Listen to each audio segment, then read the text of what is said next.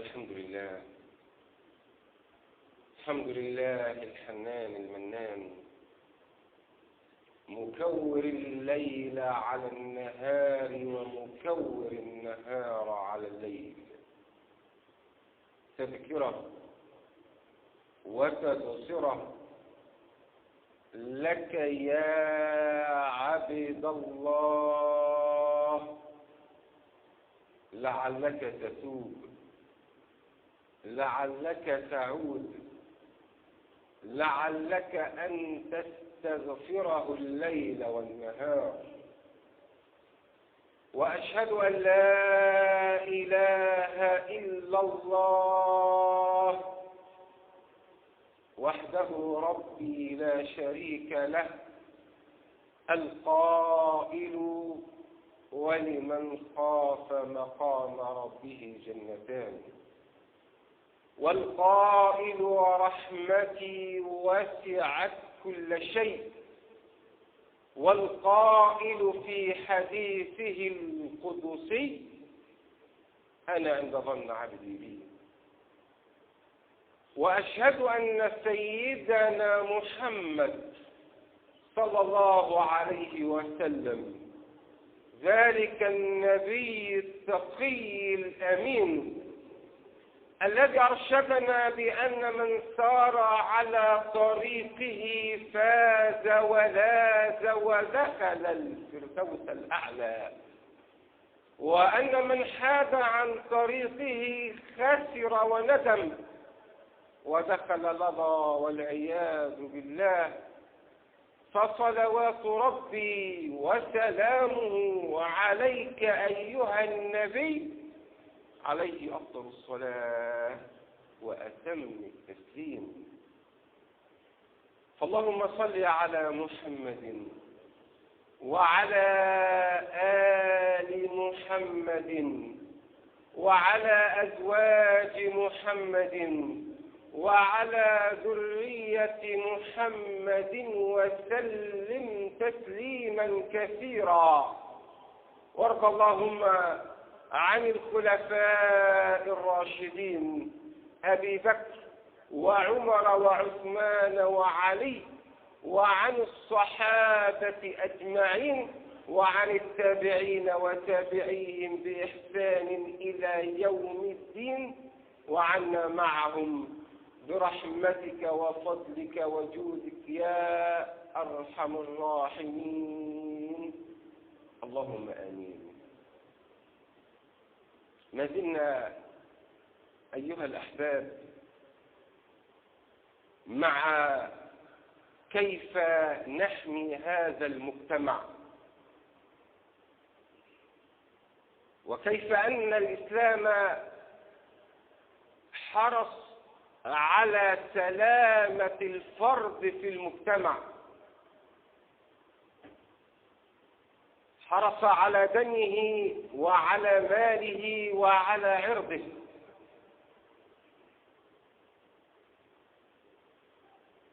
حرص أن يحميه من المفسدين، من المحتكرين، من المغالين في قوته.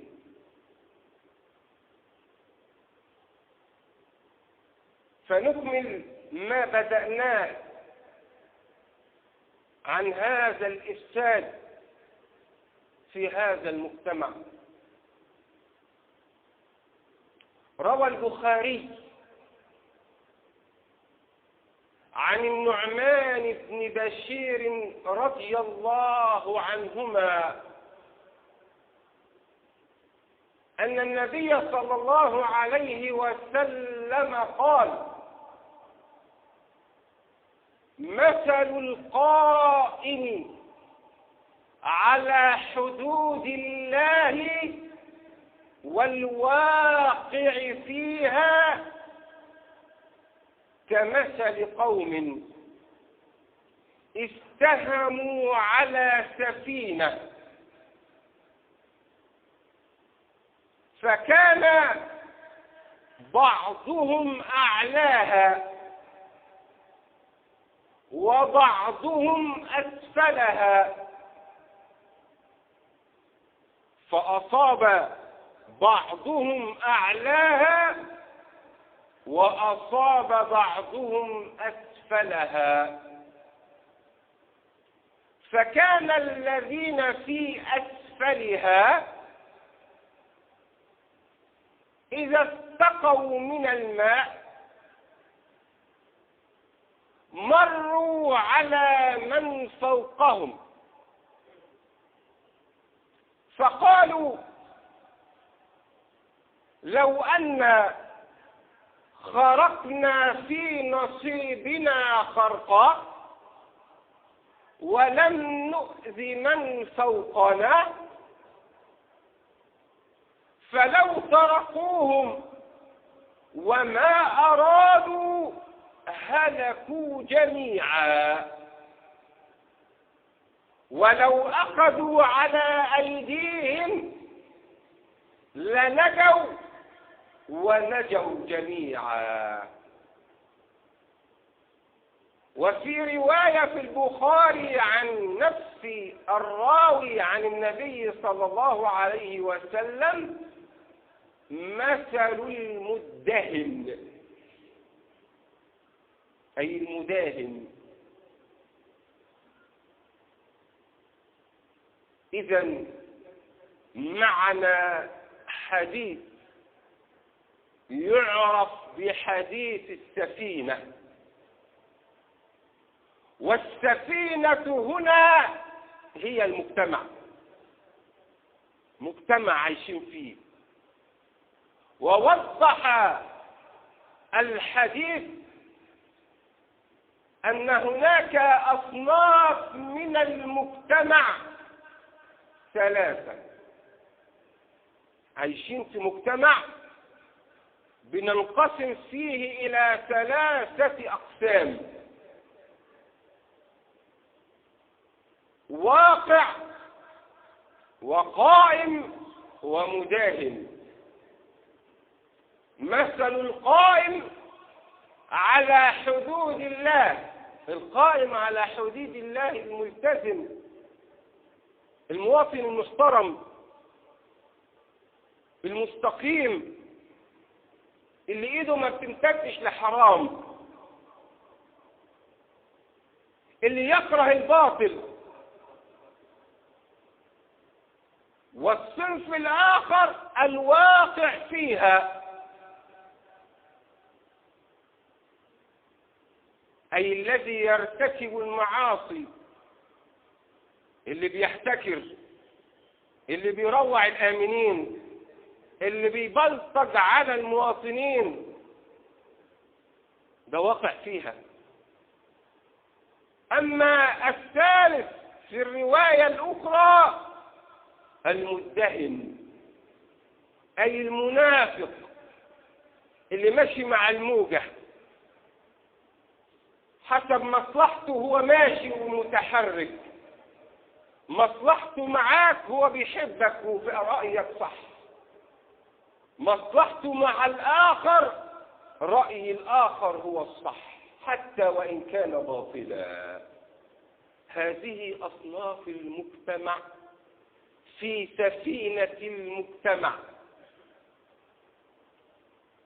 مثل القائم على حدود الله والواقع فيها. شوف حدود، تعال اعمل كده حد وقول الحد ده يفصل ما بين الحلال والحرام.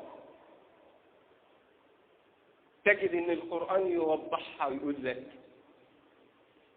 تلك حدود الله فلا تعتدوها،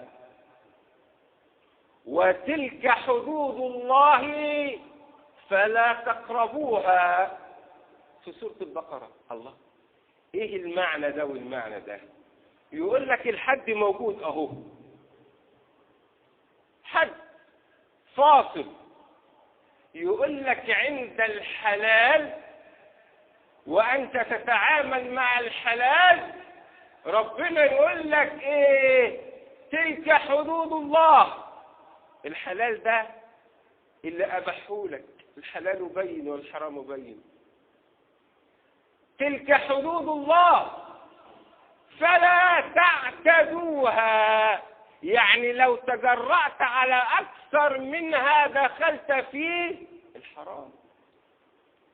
فلما تلاقي لا تعتدوها يعني دي ايه؟ هي دي الحلال. لو انت اعتدت عليها وتنكبت الطريق وتركت الحد وبعدت بعد الحد الذي يفصل بين الحلال والحرام، أصبحت متعدي على حدود الله.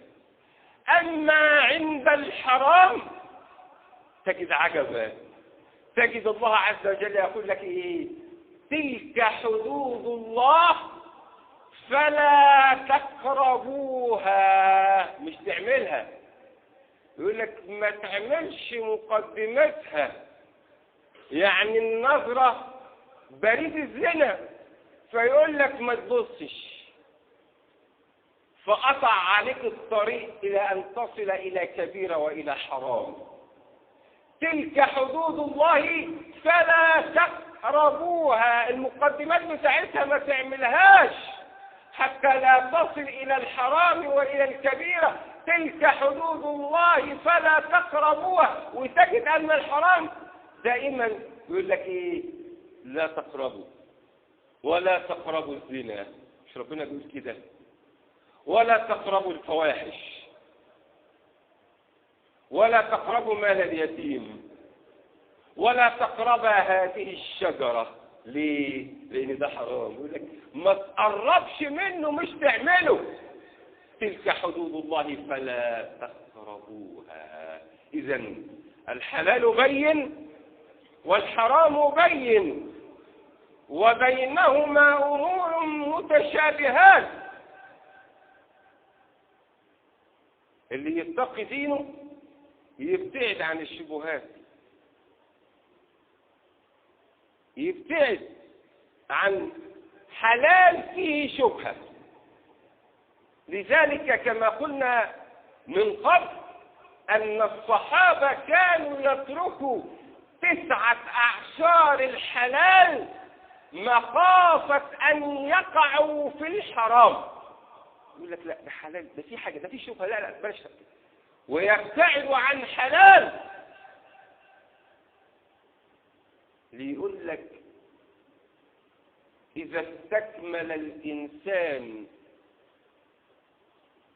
الحلال كله، لو تشبعت نفسه بكل حلال وأكملت وما ربهاش، ساقت نفسه إلى الحرام. هو كلما اشتهيت اشتريت، كل حاجة أنت عايزة بتعملها، اكتملت عندك كل الحلال، ساقت نفسك إلى الحرام. عشان كده يقول لك إيه الصحابة؟ يقول لك كانوا يجتنبون 9 أعشار الحلال مخافة أن يقعوا في الحرام. إذن هناك واقع قائم مدهن، أصناف 3: صنف محترم نفسه، صنف واقع في الحرام، صنف منافق. أصناف مجتمع. يقول لك احذر أن تتواجد في شبهة في مكان فيه حرام حتى وإن كنت لا تفعل. جيء ب3 نفر إلى عمر بن الخطاب وقالوا يا أمير المؤمنين يشربون الخمر في نهار رمضان، وشهد بذلك الشهود. قال أقيموا عليهم الحد، الضرب. فقال أحدهم والله يا أمير المؤمنين لقد كنت صائما ولم أشرب خمرا، وإنما جلست بينهم فقال عمر بن الخطاب فبه فابدأوا. عايز يأدبوا ليه؟ يقول لك لأن القاعدة بتقول من واقع عهد وجلس، من واقع أهل الحرام فرح وليلة حلوة، مش معقولة همشي واسيب صحابي هم بيشربوا لكن أنا قاعد بس بقضي الليلة. من واقع جالس أهل الحرام ساقت نفسه إلى الحرام. لابد إن هو هيشرب، لابد إنه هيفعل زيهم. فلذلك ترفع عن أن تجلس في مجالس فيها شبهة أو حرام. مثل القائم على حدود الله والواقع فيها كمثل قوم استهموا على سفينة المجتمع، ناس ركبوا السفينة، القرعة قالت إن ده هيركب فوق وده هيركب تحت، فكان الذين في أسفلها اللي جالس بقى تحت، اللي من تحت مالهم عايزين يشربوا، عايزين مية، عايزين يغسلوا. طب المية فين؟ المية في البحر وهم في الأسفل، فلا بد أن يمروا على من فوقهم، يطلعوا فوق، ده تعب علشان يجيبوا مية وينزلوا. قالوا لا، العقل قاصر لأهل الانشطاط. قالوا لا، إنما نخرق في نصيبنا خرقا. احنا هنعمل نقرة كده في نصيبنا في المركب من تحت، نطلع منها المية. يقول لك أنا بشرب يا أخي وباخد مخدرات، أنت مالك؟ مش مؤثر عليك، ده أنا مؤثر على نفسي، ده مجتمع. فقالوا لو أن خرقنا في نصيبنا خرقا ولم نؤذي من فوقنا. شوف العقل، هيكرم السفينة من تحت مش هيأذي اللي فوق. لو أن خرقنا في نصيبنا خرقا ولم نؤذي من فوقنا، يقول لك لو تركوهم لهلكوا جميعا أكيد. ولو أخذوا على أيديهم ومسكوهم بقى وعلموهم الصح، لأنهم أسفل السفينة أهل الانحطاط، أهل الاحتكار، أهل التجارة بأقوات الناس في الأسفل، دول عايزين يتمسكوا من إيديهم، ما اشتريش منهم، أقاطعهم، أقاطع البضاعة اللي فيها غلاء. ما نخلينا عاقلين، ما زنقتش على النوع المعين اللي غلى. أهل الجشع لازم نمسك عليهم. إيه اللي نقدر نعمله معاهم؟ إن إحنا نقاطعهم. وعلى المسؤول أن يتربص بهم ويؤدبهم. عقول بدأت تفسد لابد أن نقف لها بالمرصاد. امبارح بنتكلم على الطماطم غلت ليه يا عم الحاج؟ شوف بقى بيلعبوا بعقولنا. واحد عنده تفكير قاصر يقول لك أصل الدولار، مال الطماطم بالدولار؟ الأرض مصرية والبذرة مصرية والمية مصرية والعمالة مصرية والحامل مصري والبائع مصري، لكن بيلعبوا فينا التجار. يبقى إذا محتاجين إن احنا نقف لهم بالمرصاد لهؤلاء المفسدين فمن هذا الإفساد ما تكلمنا عنه الجمعة الماضية من الاحتكار ومن التطفيف في الميزان ومن إخلاط الرديء بالجيد، أمور لابد أن ننتبه لها، أمور أن ننتبه إلى أصحاب الرشاوي الذين يتلاعبون بنا، لابد أن ننتبه لهم ونقاطعهم ونحاربهم ونتكلم عنهم الذين يدمرون المجتمع. من هذا الفساد الذي رأيناه وأحزنني في هذه الجمعة في هذا الأسبوع إن ولدنا بقى عندهم عنف في أي شيء، وهذا العنف ناتج من فساد في الإعلام. مسلسل عاش معاه يسمى الأسطورة، تعلم الولد أنه إذا أراد أن يأخذ حق له لابد أن يأخذه بيده بسلاحه. بلطجة، إرهاب للآمنين وترويع للآمنين.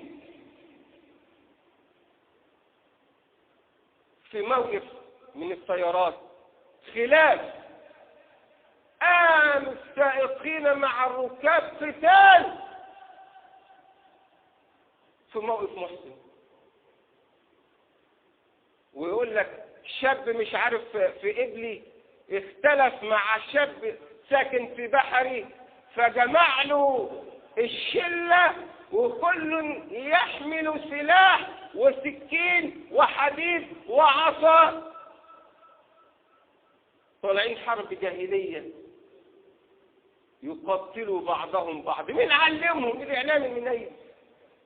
مسلسل الأسطورة. لا أحزنني أنت قاعد بتتمزج وكلنا كنا قاعدين مبسوطين وبنتفرج على مباراة كأس مصر، وما كانت مباراة وإنما كانت بلطجة ودماء. ما هذا؟ ما هذا؟ أخلاقيات لابد أن نقف لها بالمرصاد. دي مباراة دم ينزل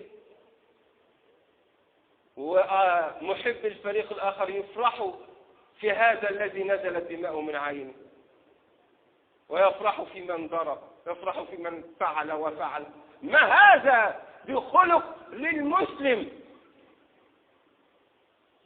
في كل يوم تقرأ هذا قتل فلان، هذا تربص بفلان، هذا معه كذا فعل بفلان وضربه. لا يحل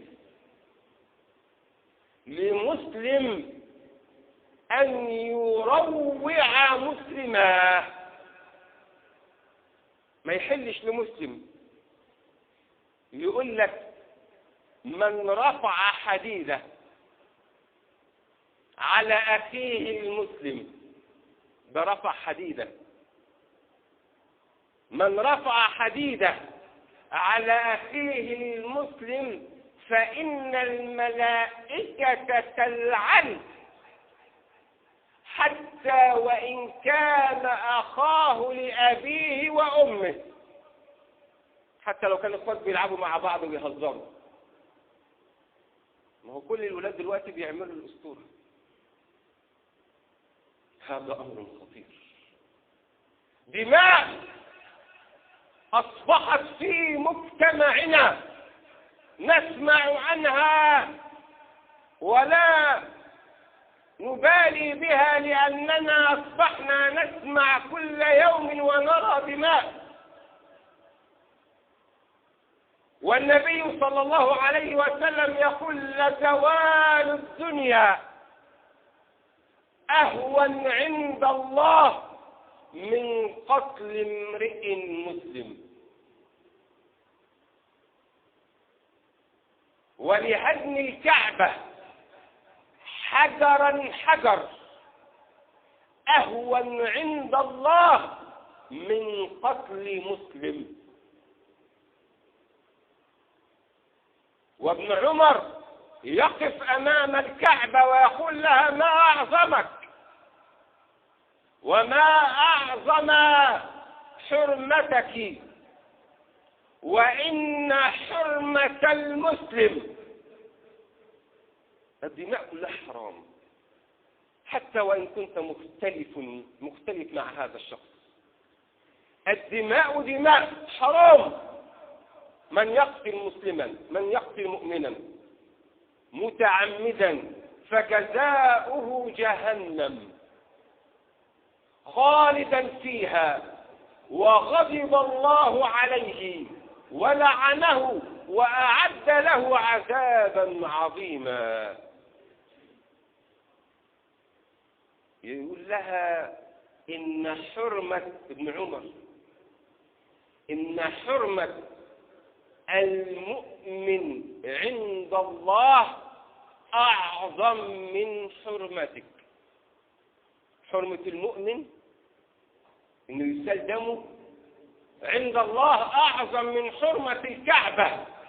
ليه يا ابن عمر؟ قال لأن الله حرم لك واحدة، البيت الحرام، وحرمة المؤمن المسلم ثلاث: دمه وماله وأن يظن به ظن خير. نعم، لو اشترك أهل السماء وأهل الأرض في قتل دم مؤمن، في دم مؤمن، لأكبهم الله في النار. ومن أحب وفرح لدم ولقتل فهو مع القاتل. أرأيت إلى من قتل ناقة صالح، إنه فرد يسمى قدار بن ثالث، قتلها، ولكن الله عندما رأى القوم قد رضوا بما فعل قال عنهم ربنا فعقروها. مش هو، مش عقرها. حرمة الدماء والحفاظ على المجتمع من البلطقة والإرهاب والفساد أمر لا بد أن نتوحد جميعا على إقامته. عودوا إلى ربكم فاستغفروه.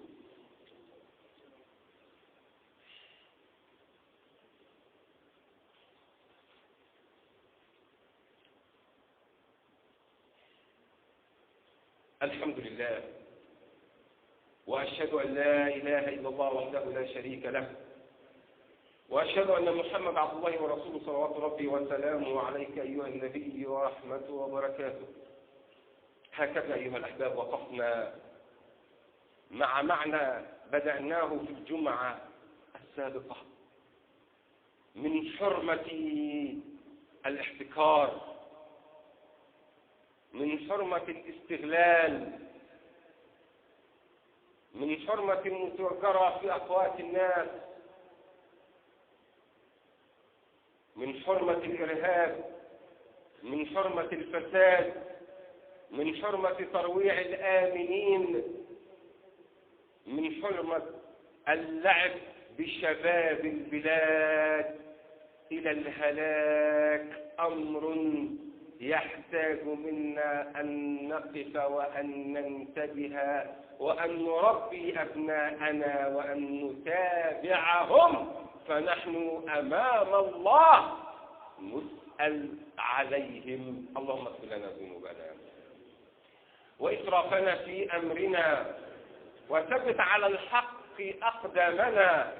اللهم اغفر للمؤمنين والمؤمنات والمسلمين والمسلمات الأحياء منهم والأموات.